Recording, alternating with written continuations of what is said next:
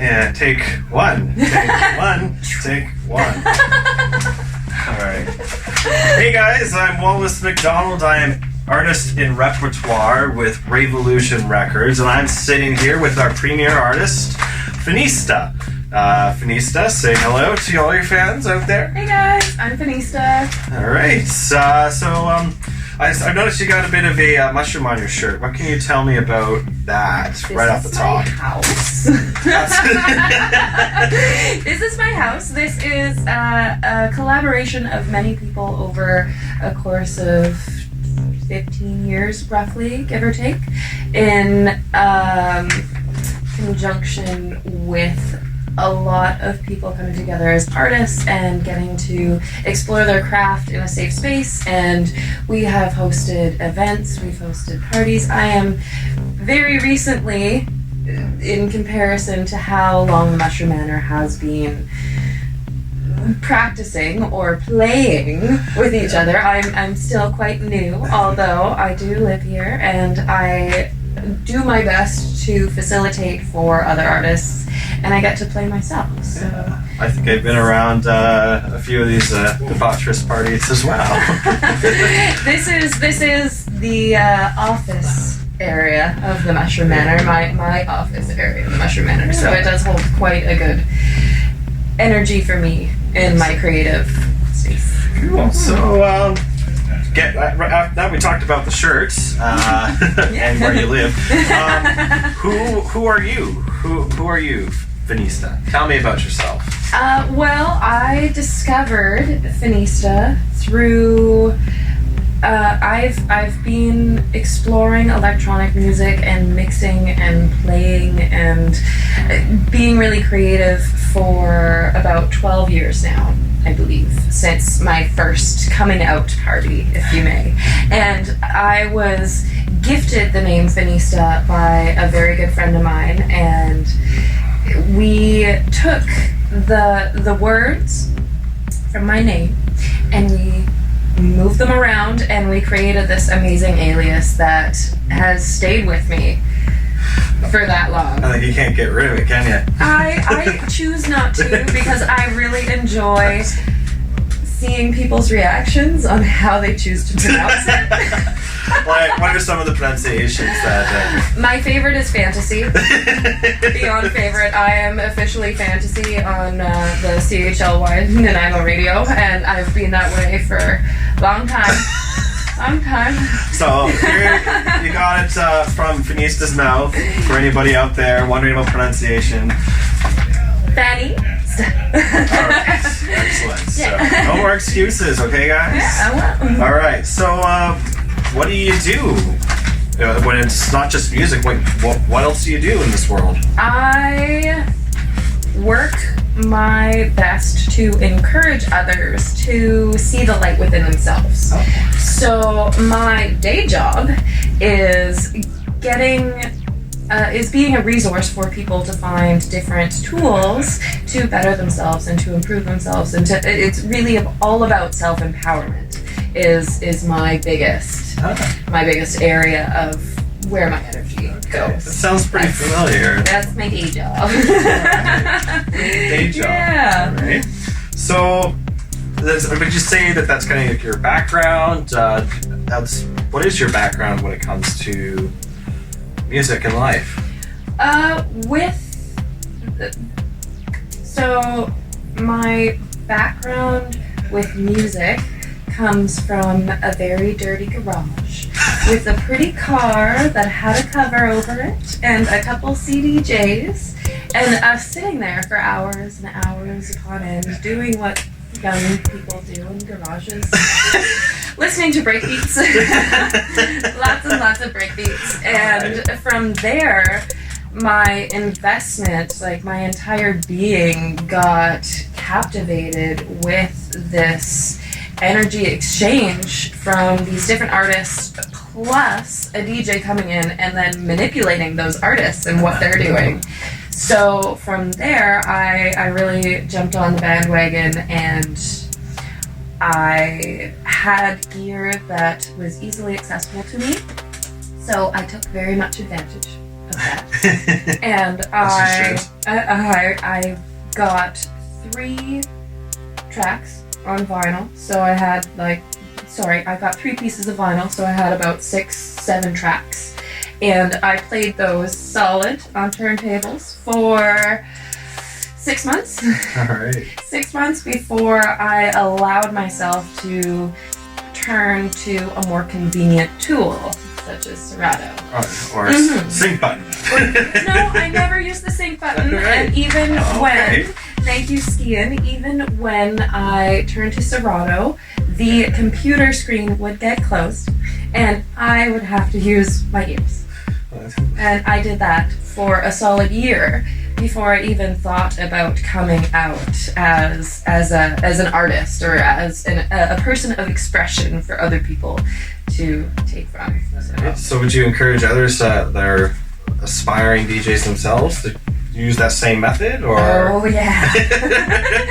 My favorite question that I ever got asked from being a DJ was, so what's your best piece of advice for me when I'm with another DJ? What do you mean, what's my best piece of advice? You sit there and you watch. You don't say anything. You just watch what they're doing. And then from you watching that having that visual experience and being able to hear what is actually happening, that was my most cherished tool about learning how to kind of blend everything together. And yeah. Okay, yeah, no, that sounds like good advice. Mm-hmm. Good advice. So let's see. I got a lot of questions I'd like to go through with, but only so much time here. Let's go a little bit out there.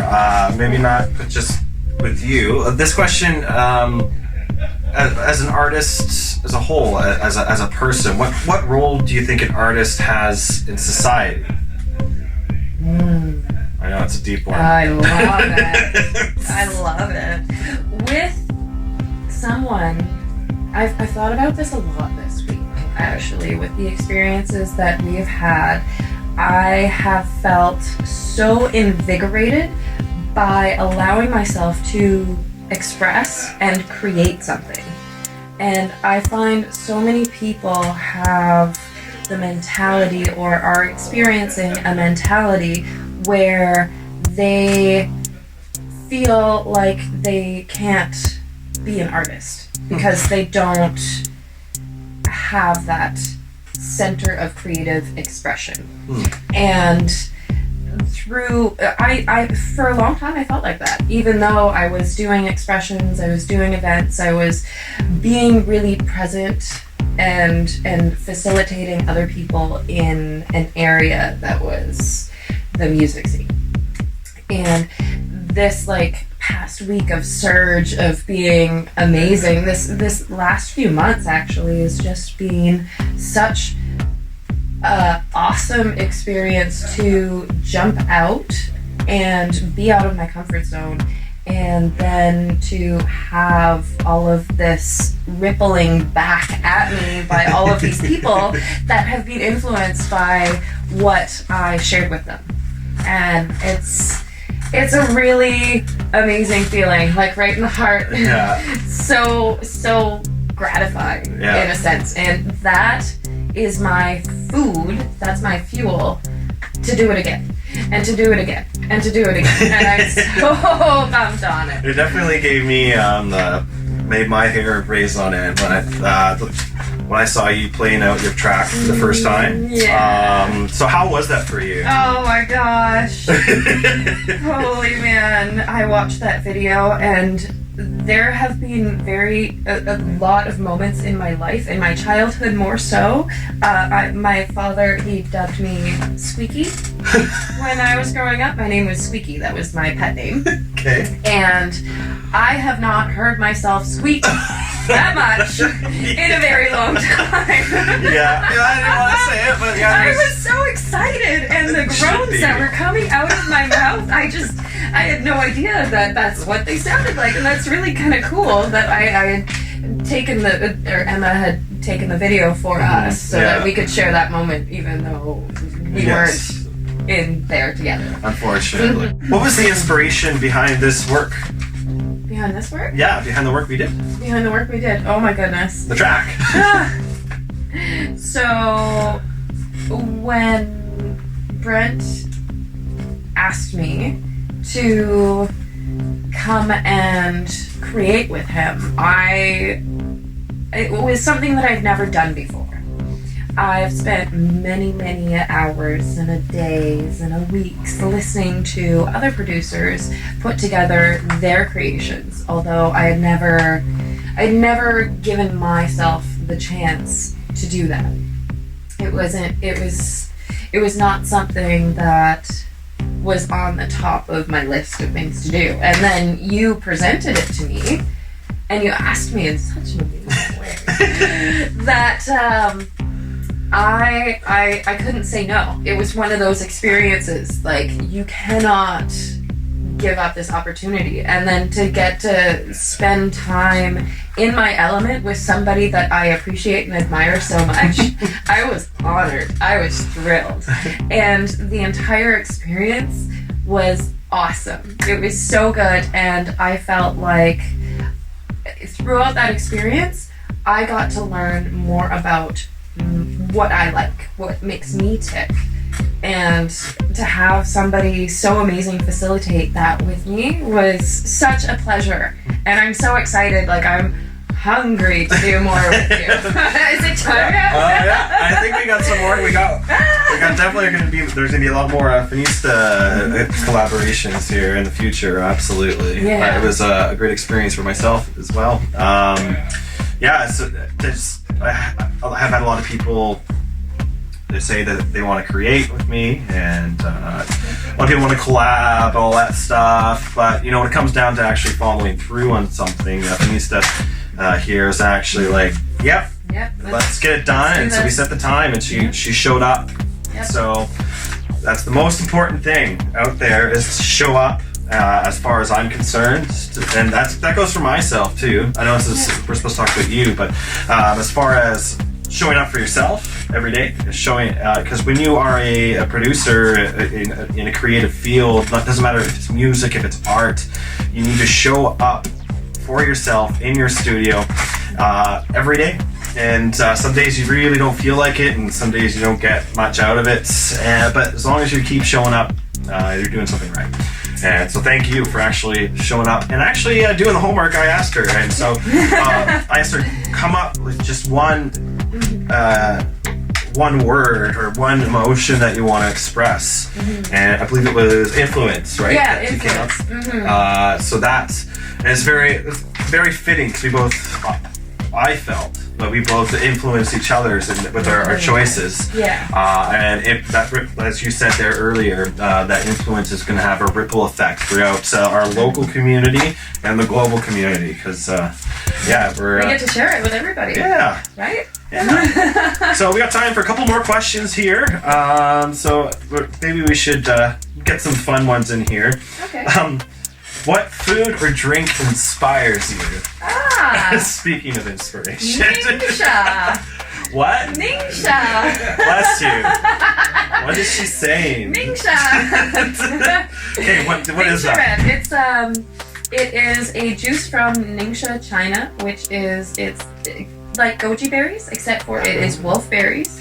And it is made with a collaboration of different essential oils and different purees, and amazing. And it's my drive. I've got like little pocket-sized ones that I can just rip open and drink on the go, or I'll take a shot of it. Okay. It's like taking a shooter that's not alcoholic, and it's really good for you. What? It's like the opposite. Yeah, exactly. It's amazing, and it wakes you up, and you feel really great, and your body's all awesome, and you get all inspired to do more stuff. And so that's good. We'll have a shot of Ningxia I think together. we will.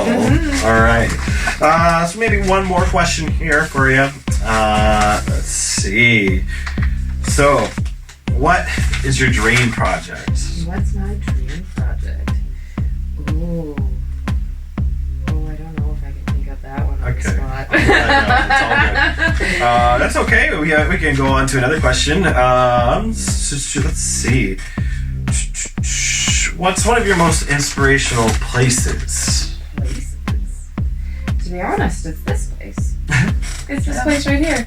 There was so many years where in this scene that we have here on the island, I had known about this space, and it wasn't until maybe 3 or 4 years ago that I actually got to experience it, and that was like my first time. Every time that I had come here, between my first and the time that I moved in, was such an incredible surge of love and passion and people that were so incredibly caring, and Brad had made it a priority to have these little nights to get together and to learn from each other, to see how each other mixed, and to appreciate that. It didn't matter if you didn't really like the music. It mattered what the person was doing and how that person felt while they were doing it. And that's that's the tune in that that's the connection that I thrive off of. Well, I do have to say, if I've ever met an embodiment of electronic dance music culture, I met her right here, sitting right next to me, Phanieste. So this has been 15 Minutes with your host, Wallace McDonald, and this has been Phanieste. I'm sure we have not seen the last of her. One last question for all those promoters out there and festival organizers. What's one festival that you want to play within the next 10 years? One festival I'd like to play within the next 10 years. I'm gonna go big. I want to play Burning Man. All right. Okay. Yeah. Well, hopefully we can make that happen someday in the future. So if there's anybody out there from Burning Man that, has got a stage out there that could use a little bit of Phanieste in her life, she's right here. Just check out some of her socials, which we'll probably show, which we are going to show right after we're done here. So thank you very much, guys, and until next time.